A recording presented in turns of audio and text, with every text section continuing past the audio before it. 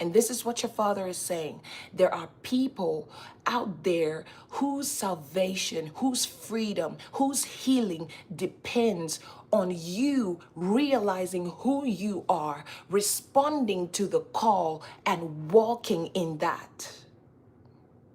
Creation is waiting in eager expectation. Verse 22 says, we know that the whole creation has been groaning as in pains of childbirth right up to the present time, groaning as with pains of childbirth.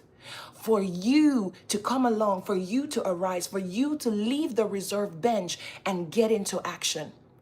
You listening to me, you heard about Jesus, believed in the prophetic, believed in encounters with God. Why? Because somebody woke up and said yes to God, and they brought a message to you. They brought an experience to you that you had never had. It's because they said yes.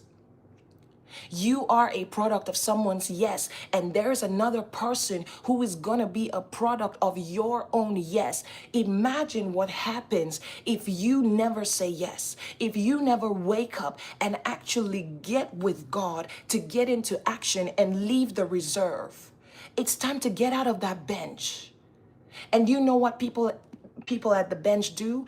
They sit around there and they're chasing after stuff. They're dreaming and imagining stuff. Oh, I want to have this. I want to have that. I want the car. I want the job. I want the man. I want the house. Not that there's anything wrong with those things, but that's just not what God called you to focus on. God called you to focus on what He has called you to do. God called you. He brought you here for a reason. There's a purpose. And